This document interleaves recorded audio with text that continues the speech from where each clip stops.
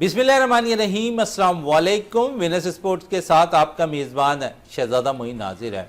पाकिस्तान को वनडे और टी20 सीरीज में शिकस्त का सामना करना पड़ा न्यूजीलैंड के खिलाफ, लेकिन साथ साथ कुछ अच्छी चीज़ें क्रिकेट के हवाले से पाकिस्तान में हो रही हैं। पाकिस्तान सुपर लीग का इनेकाद 11 अप्रैल से हो रहा है और अब हम देख रहे हैं कि मुख्तलिफ ग्राउंड को सजावट का सिलसिला भी जारी है, जहाँ पर 4 वेन्यूज़ पर ये मुकाबले होंगे।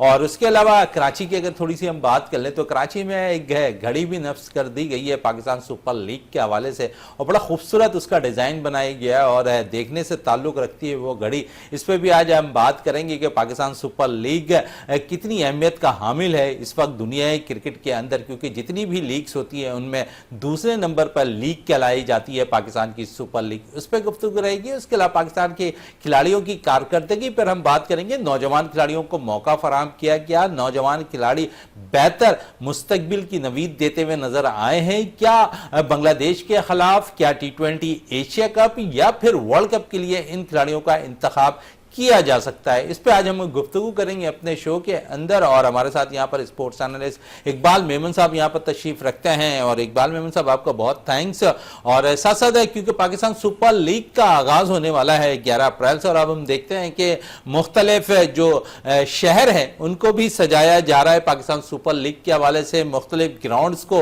अगर जो 4 वेन्यूज हैं जहाँ पर मैचेज होने हैं, वहाँ पर भी खूबसूरती से उस ग्राउंड को सजाया जा रहा है। क्योंकि अब से कुछ अरसे कबल हमने देखे कि चैंपियंस ट्रॉफी के मैचेस भी पाकिस्तान में मुनक्किद हुए और अब पाकिस्तान सुपर लीग का आगाज होने वाला है। और इसी हवाले से कराची में भी एक घड़ी नफ्स की गई है जो अक्कासी करती है पाकिस्तान सुपर लीग की, और हम उम्मीद करते हैं कि ऐसे तमाम ही ग्राउंड्स पर वो घड़ी जरूर मौजूद होगी। बड़ा खूबसूरत सा एक मंजर पेश कर रहा था, मैंने कल देखा national bank cricket stadium Karachi में। तो उम्मीद करते हैं कि ये तमाम ग्राउंड्स पे जो 4 वेन्यूज हैं जहां पर पाकिस्तान सुपर लीग के मैचेस होने हैं, वहां ये तमाम घड़ियां लगा दी जाएं। उसके अलावा टिकटों की फरोख्त भी शुरू हो गई है पाकिस्तान सुपर लीग की। लेकिन खिलाड़ियों की कारकर्दगी जो है ना, हम उस पर थोड़ी सी बात करेंगे, फिर पाकिस्तान सुपर लीग पे आ जाएंगे। हम वनडे सीरीज हार गए, टी20 सीरीज हार गए, कुछ नए खिलाड़ियों को हमने मौका दिया। इकबाल मेमन साहब, आप समझते हैं कि 2 बड़े इवेंट्स से कबल हम यहाँ पर बहुत सी जो है तब्दीलियां कर रहे हैं। उम्मीद थी कि नौजवान खिलाड़ी कुछ अच्छा परफॉर्म करेंगे, कुछ अच्छे खिलाड़ी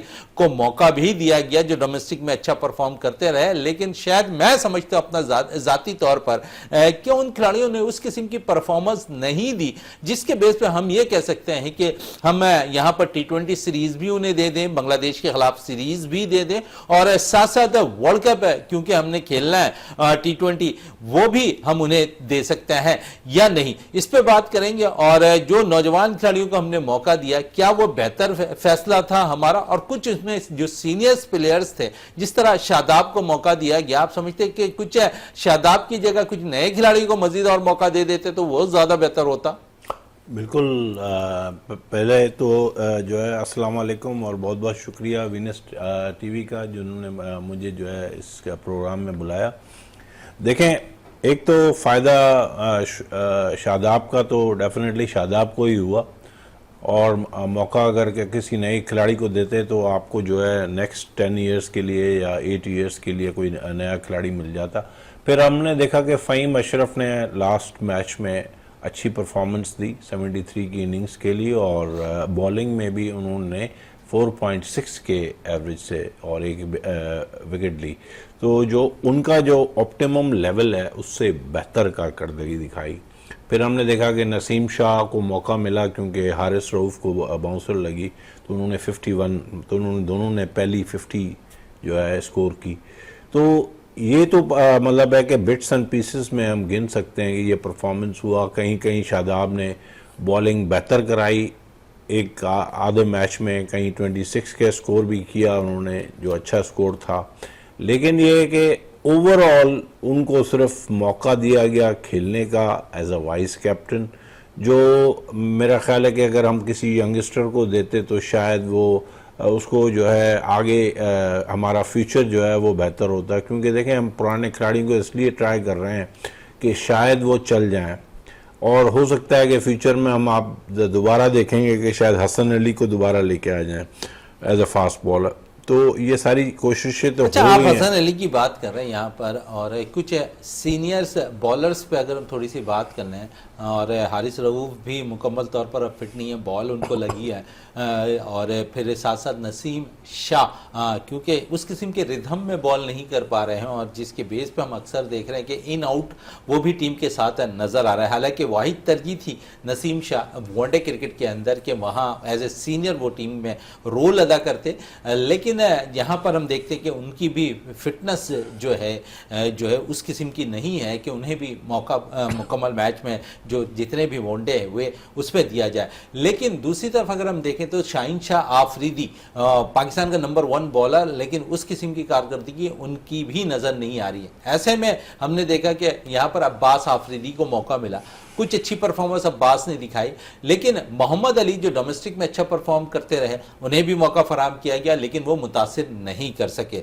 मेरे कहने का मकसद ये कि हमने चंद नौजवान को मौका दिया, लेकिन वो मेरा ख्याल में इंटरनेशनल लेवल का जो प्रेशर है ना वो बर्दाश्त करने से कासिर नजर आ रहे हैं। देखें, मकसद ये है कि अगर हम मौका जितना दूसरों को मिला है, जिस तरह अगर हम बार बार सायम अयूब की बात करते हैं तो शुरू में उन्होंने कोई अच्छा खातिर खा परफॉर्मेंस नहीं थी, फिर आगे चल के उन्होंने अच्छी परफॉर्मेंस दी, इंजर्ड हो गए, लेकिन ये कि फिर एक प्लेयर होके नमूदार हुए। तो हमें इनको जो है बकअप भी करना होगा, सपोर्ट करनी होगी, बैक करना होगा, ताकि ये जो है अच्छे खिलाड़ी बने। और ये पाकिस्तान की लक है कि इस वक्त आपके पास बैकअप में फास्ट बॉलर्स हैं। ठीक है, 19-20 के फ़र्क से होते हैं, हर कोई शाहीन शाह आफरीदी नहीं हो सकता। या बाकी ये कि हारिस रऊफ का तो आपने हशर देख लिया बॉलिंग में, और उनको तकरीबन 80 के करीब रन्स लगे। फिर वसीम जूनियर भी आखिरी ओवर की वजह से उनका भी जो है 78 रन्स उन्होंने दिए, आखिरी ओवर में 22 रन बने, जो उनका पूरा जो है वो रिकॉर्ड ख़राब हो गया। तो हमें बॉलर्स को मौका देना चाहिए, बैट्समैन को भी देना चाहिए, लेकिन ये है कि जहाँ पे जो डिज़र्व करता है उसको, ये ना हो कि वही पुराने आप ले आते हैं। अब ठीक है, 73 की इनिंग फ़हीम अशरफ ने खेल ली, इसका मतलब है कि अगले 3-4 मैचेस तो वो आराम से खेल जाएंगे।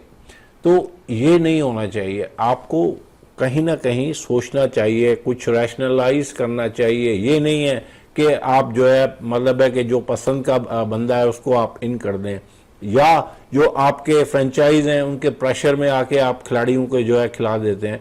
इस तरह नहीं होना चाहिए। हमने जब सुफियान मुकीम के लिए जब हमने कहा था बार बार, आखिर उनको आपने खिलाया और उन्होंने परफॉर्म करके दिखाया। अभी भी आप देख लें कि जो भी बॉलर्स हैं उसमें बेस्ट परफॉर्मेंस सुफियान मुकीम की है। चले सुफियान मुकीम किया, लेकिन मैं आपसे ये ज़रूर पूछूंगा इकबाल मेमन साहब है कि ऐसा लगता है कि पाकिस्तानी जो कैप है ना, चाहे वनडे T20 या टेस्ट मैचेस की, बड़ी आसान हो गई है क्रिकेटर्स के लिए। 1-2 परफॉर्मेंस पे उन्हें वो कैप पाकिस्तान की मिल जाती है, और एक मैच के अंदर हम देखते हैं कि 3-3 डेब्यू हो रहे हैं। तो ये माजी में ऐसा कुछ होता नहीं रहा है कि एक मैच में आप 3-3 डेब्यू करवा दें। तो आप समझते हैं कि थोड़ा सा पाकिस्तान क्रिकेट बोर्ड और सिलेक्टर्स को भी अब थोड़ी सी नज़रसानी इस पर करनी पड़ेगी और कुछ मौके जरूर दें नौजवानों को, लेकिन थोड़ा सा ग्रूम करने के बाद। देखें, जब as a cricketer, as a person जो है ना इंसान के अंदर ठहराव होता है, तो फिर आप उसको सेलेक्ट करते हैं मैनेजमेंट के लिए। आप अगर किसी शख्स को सिर्फ 1-2 परफॉर्मेंस के लिए की वजह से आप उसको एज अ सेलेक्टर या चीफ सेलेक्टर करते हैं, तो फिर यही प्रॉब्लम्स होते हैं और वो पैनिक बटन जो है जल्दी लग जाता है और फिर वो कट एंड चॉप सिचुएशन में आ जाते हैं और एकदम बैकफुट पे चले जाते हैं। आपने देखा कि जहाँ पे परफॉर्मेंस ख़राब हुई वो बैकफुट पे चले गए, फिर कोई जो है नई चीज़ कर दी, 3 डेब्यू करा दिए। इस तरह नहीं होता। सोच विचार के साथ जब आपको एक पोजीशन दे दी गई है तो आप देखेंगे मेरिट पे कौन है। अगर फर्स्ट क्लास में best of the best performance कोई दे रहा है, एक्स्ट्रा ऑर्डिनरी दे रहा है, उसको आप दें, आपसे कोई सवाल नहीं पूछा जाएगा।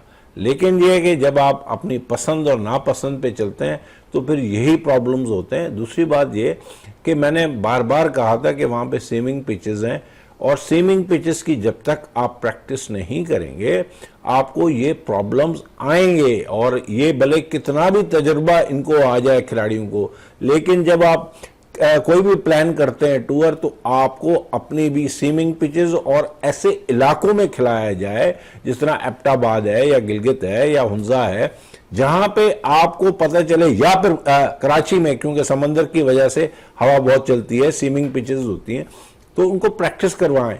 आप सारा कसूर हम प्लेयर्स को नहीं दे सकते। अच्छा, बड़ी अच्छी आपने बात की कि पिचेस के हवाले से हमारे साथ पिछले दिनों क्यूरेटर पाकिस्तान के सबसे मशहूर मौजूद थे स्टूडियो पे, और उन्होंने वो भी गिला कर रहे थे कि हमें उस किस्म की पिचेस बनाने नहीं दी जाती, और अगर बनाने दी जाए तो हम उस किस्म की विकेटें तैयार कर सकते हैं। तो इस पर क्या कहेंगे आप? उसमें कौन सी रॉकेट साइंस है? बिल्कुल, आपको जब बनाने दी जाएगी तो वो बनाएंगे, क्यों नहीं बनाएंगे। लेकिन ये कि देखें, मुझे वही समझ में नहीं आती कि इतनी रिजिड पॉलिसीज क्यों हैं और एक स्टेटस को क्यों है। आप जो है उनको मौका दें, उनकी अच्छी पिचेस। और हम तो बहुत खुशकिस्मत मुल्क हैं। इंडिया और पाकिस्तान को ऐसे ऐसे इलाके, डाइवर्स किस्म के इलाके हैं जहाँ पे आप दुनिया के लिए जो है पिचेस बना के आप प्लान कर सकते हैं। और देखें, इंडिया तो जब ऑस्ट्रेलिया जाता है या न्यूजीलैंड जाता है या इंग्लैंड जाता है तो अब तो परफॉर्मेंस उनकी बहुत बेहतरीन होती है। और बल्कि ऑस्ट्रेलिया और इंग्लैंड अपने आप को थ्रेटन फील करता है जब जो है इंडिया की टीम उनकी सरजमीन पे आती है। तो हमें जो है थ्रेटन फील नहीं किया जाता, क्योंकि हमारी वो प्लानिंग नहीं होती, वो प्रैक्टिस नहीं होती। और आप देखें स्विमिंग पिचेस हमारे पास बन सकती हैं।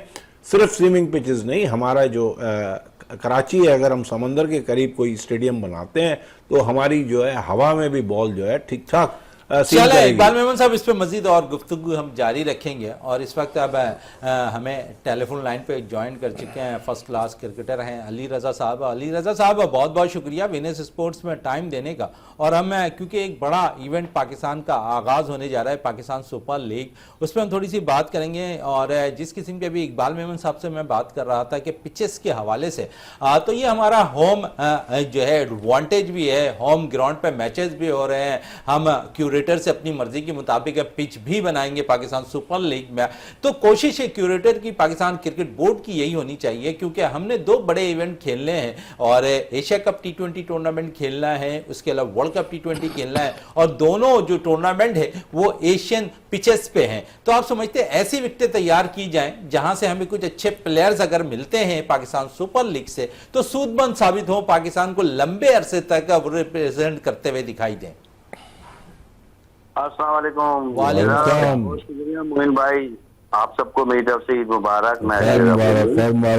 आपको भी बहुत बहुत मुबारक हो। हाँ, देखिए, आपने मेरा टॉपिक ही छेड़ दिया, मुझे बहुत अच्छा लगा। आपने पिचेस के बारे में पूछा, थोड़ा बहुत मैं जानता हूँ पिचेस के बारे में। 10 साल से मैं काम कर रहा हूँ विकेटें वगैरह बनाने की। देखिए विकेटें, देखें इस वजह से क्योंकि ऑस्ट्रेलिया की विकेटें, न्यूजीलैंड की विकेटें बिल्कुल ही चेंज है एशियन विकेटों से ना। इसमें है बाउंसिंग विकेट है। अच्छा, बाउंसिंग विकेट पे हमारे बैट्स प्लेयर तो बहुत अच्छे हैं, लेकिन वो बाउंसिंग विकेट पे एडजस्ट नहीं हो पा रहे, काफी टाइम लग गया। जब तक हमारी डोमेस्टिक क्रिकेट में T20 डोमेस्टिक क्रिकेट में जब तक हमारी बाउंसिंग विकेट नहीं होगी, क्योंकि सिर्फ स्कोर पे स्कोर लग जाता है। 200 पे 200 रन बन जाते हैं T20 में, 300 रन ODI में बन जाते हैं, उसमें 50 ओवर के मैच में बन जाते हैं। तो यहाँ पे तो हर बैट्समैन रन करने आता है, उसको खास बड़ी परफॉर्मेंस नहीं होती जैसे बॉलरों की, सिर्फ बैट्समैनों की होती है। न्यूजीलैंड में जैसी विकेटें थी वैसी विकेटें, क्योंकि मैंने पहली मर्तबा देखा T20 में ODI में इतनी स्लिपें लगी हुई। उसकी वजह यही है कि हमारे प्लेयर्स जो है ना बाउंसिंग विकेट पे खेल नहीं पा रहे। T20 में कहाँ स्लिपें देखी हैं आपने? जो देखो स्लिपों में आउट हो रहा है।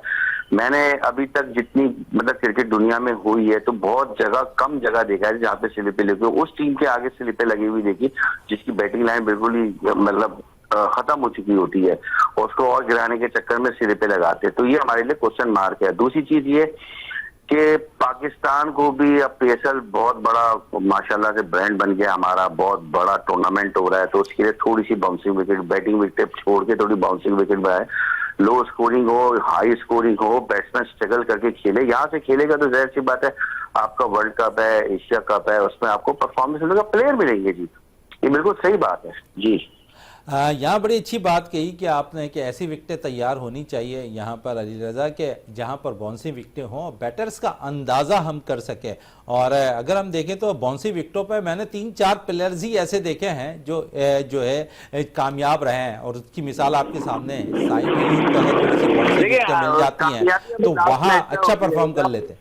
हाँ, फहीम अशरफ ने रन किए और नसीम शाह ने 50 किए। इनको प्रेशर नहीं था आउट होने का, क्योंकि बड़े बड़े हमारे प्लेयर जो है बाबर आजम, रिजवान और अब्दुल्ला शफीक वगैरह सब आउट हो चुके थे। इन्होंने, असल में क्रिकेट है प्रेशर का गेम, ये इन्होंने प्रेशर नहीं लिया, इन्होंने अपनी जो जाराना स्ट्रोक खेले, जिस तरह खेल रहा था खुल के खेलते रहे, 2 50 लग गई।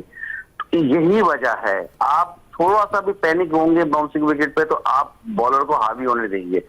अभी आप देखें फहीम अशरफ ने 70+ रन किए, उसने 50 किए, नसीम शाह ने, तो ये क्या क्या साइन हो रहा है? वो साइन ये हो रहा है कि उनको प्रेशर नहीं था आउट होने का, क्योंकि सारी टीम तो 6 तो आउट हो चुके थे, तो उन्होंने अपने स्ट्रोक खेले, वो भी रिलैक्स हो गए। तो आपको स्ट्रोक खेलने पड़ेंगे। अगर बाउंसिंग विकेट पे अगर आप सर्वाइव करना बहुत मुश्किल होता है, एक लिमिट में होता है सर्वाइव। अगर आप शुरू में आउट हो गए तो हो गया, ठीक है, पीछे वाला बैट्समैन, थोड़ा बैट्समैन की लाइन चेंज करनी पड़ती है। ये स्ट्रेटेजी भी पाकिस्तान को करनी चाहिए।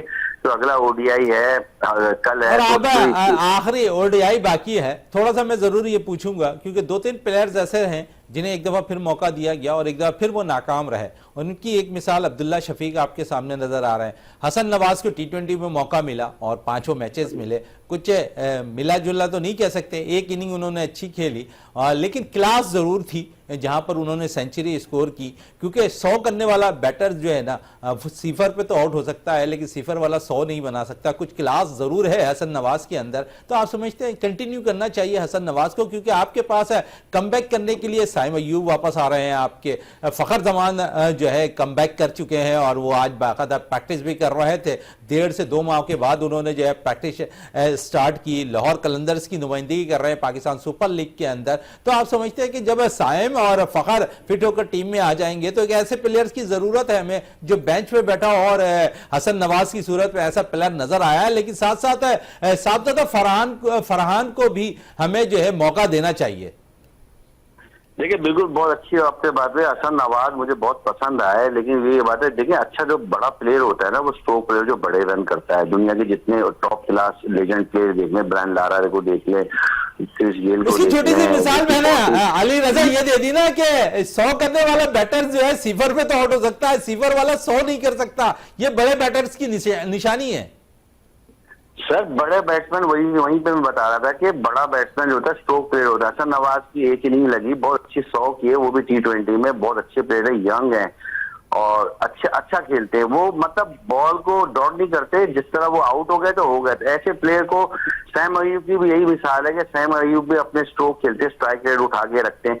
फखर जमान भी अपना, अगर सेट होते हैं तो फिर खुला खेलते हैं, अपना जैसे खेलना चाहिए। T20 में अगर आप बॉलर पे अटैक नहीं करेंगे तो आप आगे सर्वाइव नहीं कर सकते, क्योंकि आप 150 से ज्यादा आगे रन नहीं निकाल सकते, जो कि हमारी हिस्ट्री है कि हमारे बाबर और रिजवान आते थे तो वो खेलते थे 150 तक तो चले जाते थे, लेकिन वो बात ही कि सामने से टीम उस तरह खेलती नहीं थी। अभी ये तीनों जो प्लेयर हैं तो उसी वजह से पाकिस्तान की मतलब मसला सारा ये है कि जो बैट्समैन आता है ना, वो कहता है कि 1 ओवर या 2 ओवर में सर्वाइव कर जाऊं, सर्वाइव में वो आउट हो जा रहे हैं। ये हमारी बैड लक है, अगर उसमें चलो ये बैड लक है हमारी। अली रजा हमारे साथ ही टेलीफोन लाइन पे मौजूद है। इकबाल मेमन साहब हमारे साथ स्टूडियो में है। इकबाल साहब, वही सवाल मैं आपसे भी करूंगा।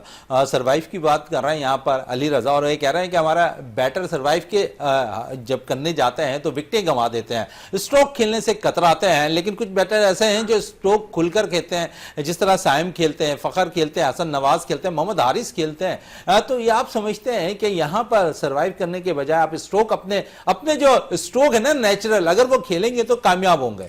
बिल्कुल, उन्होंने अली रजा ने बिल्कुल सही बात कही है। क्या है कि देखें, अब 2 ओवर्स की बात की है, अगर 2 ओवर्स में 12 बॉलें होती हैं, 12 बॉलों पे अगर आपने 6 बॉलें भी खेल ली अच्छी तरह या 8 बॉलें भी खेल ली और उस पर स्कोर कर दिया, तो आपका जो है वो 100% से ऊपर चला जाएगा। 150 तक जो है ना आपका स्ट्राइक रेट आ जाएगा। तो तब भी आप जो है कहीं ना कहीं थोड़ा बहुत कंट्रीब्यूट कर रहे हैं। लेकिन एक अगर आप खड़े हो जाएंगे, सर्वाइवल की कोशिश करेंगे, तो वो पॉसिबल नहीं है। और स्पेशली 2020 में तो बिल्कुल चांस नहीं होता आपके पास, क्योंकि देखें दोनों टीमें जो हैं वो एक ही तरह खेल रही होती हैं और उसका क्राइटेरिया जो है ना वो खेलने का अलग है। वो बॉलिंग भी उसी हिसाब से कर रहे होते हैं और वो बैटिंग भी उसी हिसाब से कर रहे होते हैं, और हर किसी को स्पेशल एक टास्क मिलता है। तो आपके खिलाड़ी को भी जब एक टास्क मिलता है तो फिर उनको सर्वाइवल करने की कोशिश करनी नहीं चाहिए। चले ठीक है, अगर सर्वाइवल भी करना तो एक रन लेके आप दूसरी तरफ चले जाए, दूसरे को खेलने के लिए जो है मौका दें। आप क्या करते हैं कि ब्लॉक कर देते हैं, ब्लॉक हो जाते हैं तो वो भी ब्लॉक हो जाता है। तो इस तरह नहीं होना चाहिए। इवन वनडे में भी अब देखें, मैं आपको बताऊं 350 स्कोर जो है कोई बड़ी बात नहीं। किसी ज़माने में 250 का स्कोर हुआ करता था। आपको याद होगा कि शारजाह में जो है जब जावेद मियाँदाद ने छक्का मार के वो जो है शारजाह का कप जीता था, उस वक्त 250 का स्कोर बहुत बड़ी बात होती थी। अब 350 का स्कोर जो है कोई बड़ी बात नहीं है। तो इसी वजह से मैं यही कहूँगा कि बिल्कुल सही बात कह रहे हैं अली रजा कि कहीं पे भी आप अपने आप को ब्लॉक नहीं करें, और ब्लॉक करते हैं तो फिर सर्वाइवल में चले जाते हैं। सर्वाइवल में है तो फिर वो तो बॉलर स्कोर नहीं हो रहा करने के लिए ये एक बात मेमन साहब कह रहे हैं। अली रजा, क्योंकि बहुत सी चीजों पे हम काबू नहीं पा रहे हैं। अगर हम देखें तो फास्ट बॉलिंग का शोबा है, पावर प्ले के अंदर हमारे बैटर्स जो है रन नहीं कर रहे हैं, बॉलर्स हमारे पावर प्ले में रन दे देते हैं। और साथ साथ जो सबसे बड़ा मसला पाकिस्तान टीम के साथ नजर आ रहा है, वो सबसे बड़ा मसला यह है कि पाकिस्तानी टीम डॉट बॉल्स बहुत ज्यादा खेल रही है। इस तरफ जो बैटिंग कोच है मोहम्मद यूसुफ, क्या आप समझते हैं कि मोहम्मद यूसुफ अपना रोल सही अदा कर रहे हैं? फास्ट बॉलिंग में अगर आ जाए तो जहां पर बॉलिंग कोच अजहर महमूद है वो रोल अदा कर रहे हैं सही, या फिर हेड कोच अपने फराइज सही अंजाम नहीं दे रहे? देखिए मोइन भाई, मैं आपको एक बात क्लियर बता देता हूँ। आपने इकबाल भाई ने बहुत अच्छी बात बोली कि पाकिस्तान जो है ना पहले शारजाह में इधर उधर 250 रन नहीं कर पाते थे। बिल्कुल सही, मैं इनकी बात से 100% एग्री करता हूँ। लेकिन इकबाल भाई उस वक्त स्ट्राइक बॉलर थे, उस वक्त एक बॉल यूज होती थी जो कि रिवर्स स्विंग होती थी। हम दुनिया में पाकिस्तान का एक नाम है रिवर्स स्विंग में, पाकिस्तान उसका इजाद की है रिवर्स स्विंग। तो रिवर्स स्विंग होती थी। अभी 2 बॉलें होती है, रिवर्स स्विंग का तो कॉन्सेप्ट नहीं है। रिवर्स स्विंग वहां होती है जहां पे मतलब गर्म कंट्री हो, जहां पे हार्ड हो, विकेट बराबर की विकेट गिरी ना हो, तो वहां से बॉल का लेदर खराब होता है तो स्विंग होती है। वो चक्कर तो है नहीं न्यूजीलैंड ऑस्ट्रेलिया में। रिवर्स स्विंग बहुत ही टेस्ट में या ओडीआई में आखिर के ओवरों में रिवर्स स्विंग होती है, वो चीज दिखी नहीं। अच्छा, यहाँ नौजवान बॉलर्स में कौन सा नजर आ रहा है? चलें, इस वक्त तो आपने बड़ी अच्छी पॉइंट्स हमें छेड़ दी है। नौजवान बॉलर्स में आपको कौन सा ऐसा बॉलर नजर आ रहा है जो रिवर्स स्विंग करता हुआ नजर आ रहा है? सिवाय मैंने जो अभी तक यहाँ पर जो नौजवानों में देखे हैं उनमें वसीम जूनियर के अलावा कोई ऐसा बॉलर नहीं है जो रिवर्स स्विंग बॉल कर रहा हो पाकिस्तान की जानिब से।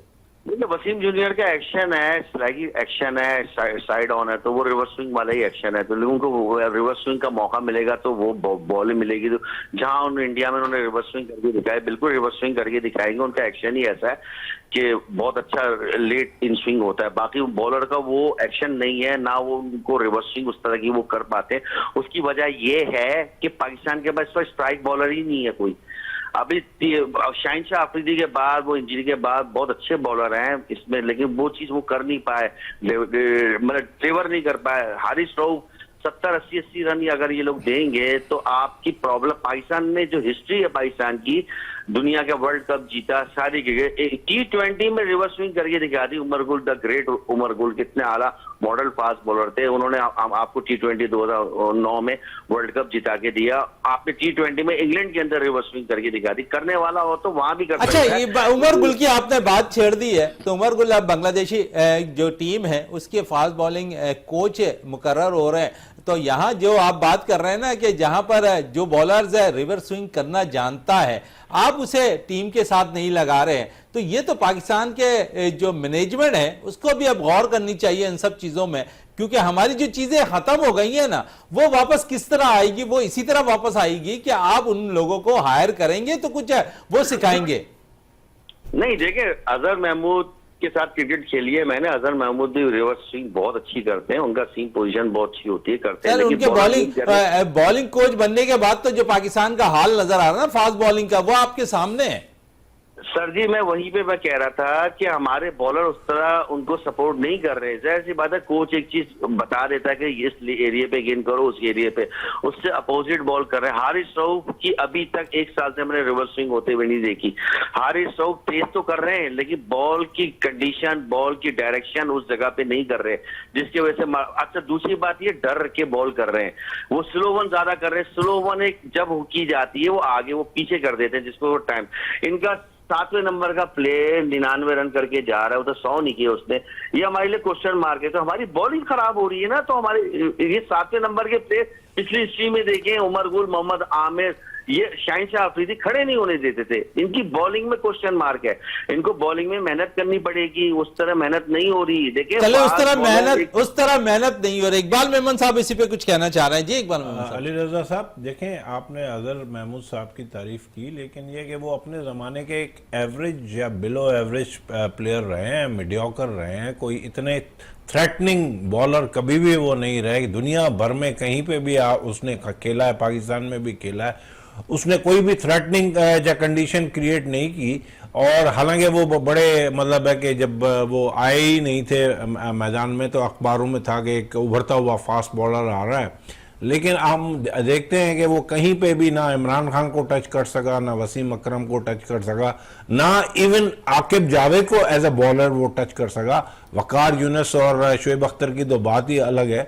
तो मैं समझता हूं कि जब मीडियोकर उसकी हिस्ट्री रही है तो फिर वो उसकी परफॉर्मेंस, लेकिन एज ए ऑलराउंडर बड़ा अच्छा रोल अदा किया है। एक्स्ट्राऑर्डिनरी ऑलराउंडर भी नहीं था, कहीं पे कोई एक बिट्स एंड पीसेस में कहीं मैचेस खिला जितवा दिए होंगे, लेकिन ये कि अब्दुल रजाक के मुकाबले में आप उसको जो है एज ए ऑलराउंडर या इमरान खान, अब्दुल रजाक और अजहर महमूद ने कई मैचेस पाकिस्तान को अपनी ऑलराउंड कारकर्दगी से जितवाए हैं। अली रजा क्या कहेंगे? यहाँ पर तो उन्होंने अजहर महमूद के खिलाफ ही कुछ और कह दिया।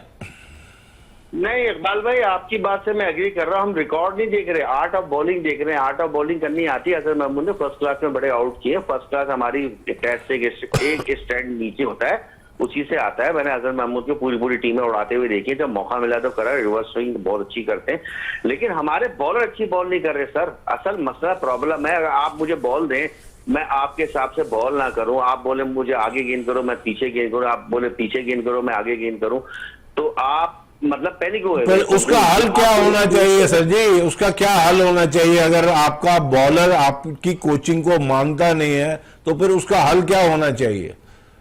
इसका हल ये होता है कि जाहिर सी बात है, जिस तरह की परफॉर्मेंस है, इन बॉलर को रेस्ट दें, नए प्लेयर को अच्छा, अली रजा बड़ा क्रिकेट को फॉलो करते हैं आप और काफी यंग टैलेंट को भी आप कोचिंग कर रहे हैं। अभी इस वक्त आपने नेशनल T20 टूर्नामेंट देखा, कुछ अच्छे बॉलर से नजर आए। मोहम्मद शहजाद ने अच्छी बॉलिंग का मुजाहरा किया। अली रजा जो है बड़ा जबरदस्त उभरता हुआ अंडर 19 का प्लान नजर आ रहा है, और आप समझते हैं कि अली रजा इस वक्त जिस किस्म की बॉलिंग कर रहा है, बहुत जल्दी उसे मौका फराहम कर देना चाहिए।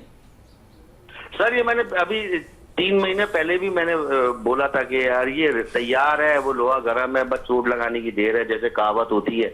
अली रजा कंप्लीट फास्ट बॉलर है, उनके पास पेस है, रिदम है, और जिस तरह की वो रिवर्स स्विंग भी करते हैं। मैंने उनको फर्स्ट क्लास का मैच भी देखा था।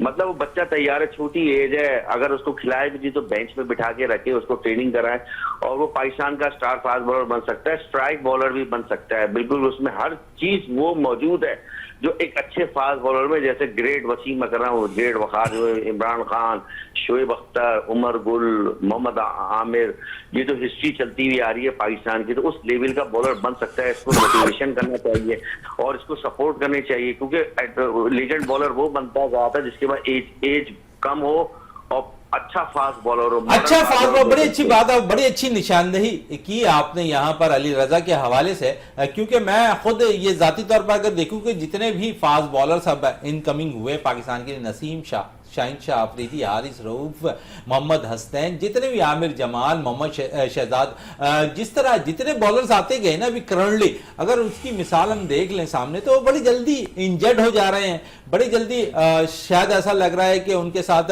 थकावट का शिकार नजर आ रहा है। और आप माजी थोड़ा सा उठाकर देखें, क्योंकि आप भी फास्ट बॉलर्स रह चुके हैं, तो वक्कार, वसीम, आकिब वगैरह बहुत कम अनफिट होते थे, और अगर अनफिट होते थे तो अगली सीरीज में वो नजर आते थे मुकम्मल फिट होकर। लेकिन ये जितने बॉलर्स अभी मैंने करंटली नाम लिया है, इनमें शायद वो दमखम नहीं है कि कम से कम यॉर्कर तक भी वो बॉल कर सके। तो ऐसे में आप क्या कहेंगे कि जो यंग बच्चा आ रहा है 18 साल, 19 साल, 20 साल वाला, क्योंकि अगर उन्हें 3-4 साल पाकिस्तान में खेलने को मौका मिल जाए, तो क्योंकि आप फ्यूचर लंबा नजर नहीं आ रहा फास्ट बॉलिंग के शोबे में। देखिए मोइन भाई, मैं बिल्कुल टू बी ऑनेस्ट बताता हूँ कि वकार, वसीम अकरम, इमरान खान, ये लोग 4 डे मैचेस खेलते थे, काउंटी खेलने चले जाते थे, ये पाकिस्तान की डोमेस्टिक खेलते थे। देखिए 4 डे मैच में आपको काफी सेशन करने पड़ते हैं, काफी स्पेल्स करने पड़ते हैं, रिवर्स स्विंग करनी पड़ती है, नई बॉल करनी पड़ती है, सुबह का सेशन अलग होता है, टी के बाद का अलग होता है, लंच का उसमें सर्वाइव करना होता है, तो ये विकेट भी स्लो तेज हर तरह की मिलती है। तो एक मैच 4 दिन का होता है, तो उसके बाद में आप टेस्ट क्रिकेट खेलने जाते हैं 5 दिन का। अली रजा जैसे सीजन खेलते हुए आ रहे हैं, तो हमारे जितने फास्ट बॉलर है, नसीम शाह हो गया, शहनशाह अफरीदी वगैरह, ये डोमेस्टिक क्रिकेट नहीं खेल रहे। अगर ये रेगुलर डोमेस्टिक क्रिकेट खेले तो ये बहुत अच्छे बॉलर है, बिल्कुल दोबारा से उसी लेवल पे होके आ जाएंगे। तो पाकिस्तान के जितने जो फास्ट बॉलर हैं वो T20 से, देखिए T20 में ना बॉल देखी जाती है रन, आप T20 में ना रिवर्स स्विंग दिखेगी, ना वो बॉलर कोशिश करता है यार मैं लेंथ पे गेन करूं। और उस अली रजा के साथ साथ एक और खिलाड़ी की अगर बात ना करें एक फास्ट बॉलर की, तो नाइंसाफी होगी। अब्बास आफरीदी के हवाले से क्या कहेंगे?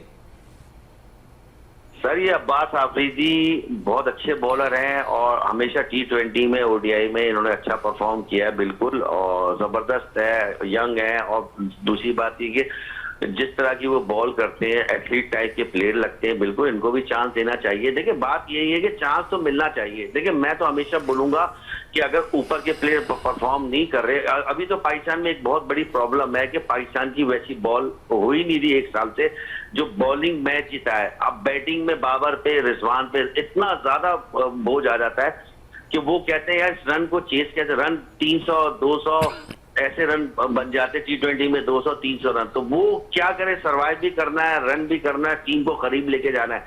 क्यों हो जाते हैं ये वजह। अभी तक आपने कभी सुना कि किसी भी टीम को पाकिस्तान के बॉलरों ने 150 पे आउट कर दिया हो? T20 में भी 150 पे आउट नहीं कर पा रहे। तो हमारी बॉलिंग का मसला है। बॉलर देखिए कोचिंग स्टाफ का मसला नहीं है, मसला है बॉलर्स का। बॉलर उस हिसाब से बॉल नहीं, बॉलर्स उस हिसाब से बॉलिंग कोच के मुताबिक करते दिखाई नहीं दे रहे हैं, ये पेशन गोई कर रहा है अली रजा। अली रजा बहुत बहुत शुक्रिया आपका, विनर्स स्पोर्ट्स में टाइम देने का वक्त की कमी है और आपसे बहुत दिल कर रहा है कि मजीद और भी बातें करें, लेकिन वक्त की कमी है हमारे पास। बहुत शुक्रिया आपका अली रजा, हमारे साथ मौजूद थे, फर्स्ट क्लास क्रिकेटर थे, वो हमारे साथ टेलीफोन लाइन पे मौजूद थे। इकबाल मेमन साहब आखिरी चंद मिनट रह गए और जिस तरह अली रजा कह रहे थे कि हमें ग्रूम करना चाहिए और कुछ बॉलर्स आप समझते हैं एज ए सीनियर नहीं भी सीखना चाहते हैं। बिल्कुल, देखें रिलक्टेंस अगर आती है तो फिर उसको एक किस्म का पनिशमेंट ही दी जाती है और पनिशमेंट का तरीका ये है कि उसको आप स्नब कर दें, उसको आप सेलेक्ट ना करें। और जिस तरह अपना अली रजा फास्ट बॉलर की बात की, वो हमने भी जो है पिछले 3 महीनों में यही जिक्र किया कि जब वो एक परफॉर्मेंस दे रहे हैं तो उसको जो है उस वक्त मौका दिया जाए। और स्पेशली न्यूजीलैंड की कंडीशंस में जब वो एक स्पीडस्टर है तो उसको जो है मौका दें और वहीं पे वो परफॉर्म, जब आप इतने सारे मैचेस तो वैसे ही हारे हैं तो उसको क्यों नहीं मौका दिया गया। तो मुझे ये बात समझ में नहीं आती। देखें प्लेयर्स पावर अभी तक चल रहा है, पावर अभी तक चल रहा है, यहाँ पर इकबाल मेमन साहब कह रहा है, और इस प्लेयर पावर्स को खत्म करना पड़ेगा। और अगर खत्म होगी तो फिर पाकिस्तान की कारकर्दगी ऐसा लगेगा कि बेहतर होती दिखाई देगी। पाकिस्तान सुपर लीग का आगाज होने वाला है और हमने कोशिश की कि यहाँ पर पाकिस्तान सुपर लीग के हवाले से भी बहुत सी बातें कर रहे हैं, लेकिन टॉपिक हमारा चल गया पाकिस्तान क्रिकेट टीम के हवाले से, खिलाड़ियों के हवाले से, उनकी परफॉर्मेंस के हवाले से और बहुत से अच्छे प्लेयर्स के हवाले से भी हम आज अपने प्रोग्राम में डिस्कशन भी कर रहे थे। उम्मीद है कि आइंदा भी इस सिलसिले को हम अपने जारी रखेंगे, क्योंकि हमने चंद ऐसे क्रिकेटर्स की जरूर निशानदेही की और उसके बाद वो पाकिस्तान क्रिकेट टीम में शामिल हुए और कुछ ने परफॉर्मेंस दिखाई, कुछ ने नहीं परफॉर्मेंस दिखाई, कुछ ने इंटरनेशनल लेवल का जो क्रिकेट होती है उसकी प्रेशर बर्दाश्त करने में कमी दिखाई, लेकिन कुछ इस पर क्लिक करते हुए भी दिखाई दिए। यकीनन आज का प्रोग्राम जरूर आपको पसंद आया होगा। इकबाल मेमन साहब आपका बहुत बहुत शुक्रिया। प्रोग्राम का अख्ताम करते हैं इस दुआ के साथ कि पाकिस्तान में खेल और खिलाड़ी तरक्की करते रहें और पाकिस्तान का सबसे हिलाली परचम दुनिया भर में रोशन रहे। इसी के साथ अपने मेजबान शहजादा मोइन को इजाजत दें। पाकिस्तान जिंदाबाद।